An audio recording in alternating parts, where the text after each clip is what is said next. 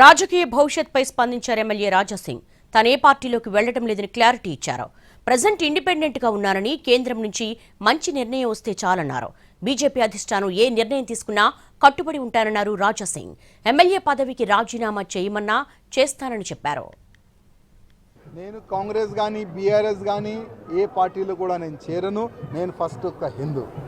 నా ధర్మం గురించి ఏ పార్టీలో మాట్లాడడానికి నాకు ఫ్రీడమ్ ఇస్తారు అదే పార్టీలోనే ఉంటాను. ఎక్కడ కూడా ఉప ఎన్నికలు రాదు. ఇప్పుడు గోషా మహల్ గడ్డ, మా భారతీయ జనతా పార్టీ అడ్డ, ఎట్లాంటివి కూడా ఉప ఎన్నికలు రాదు. ఒకవేళ వస్తే దాని తర్వాత చూద్దాం.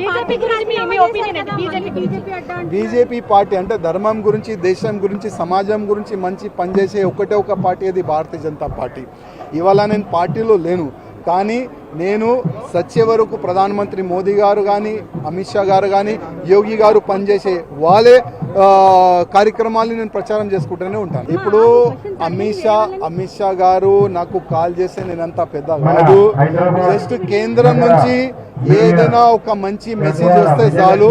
నా ఉద్దేశం ఏముండే, ఇవాళ ల్యాక్స్ ఆఫ్ కార్యకర్తలు గొంతు నేను ఢిల్లీ వాళ్ళకు పంపించాలని నేను చిన్న ఒక ప్రయత్నం చేసినాను.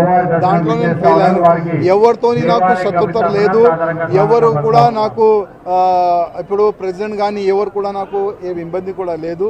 ఎట్లయినా ఇప్పుడు ఇండిపెండెంట్గా ఉందాం. ఇంకా ఇంతవరకు మేము ఇండిపెండెంట్గా ఉందాం చూడాలి.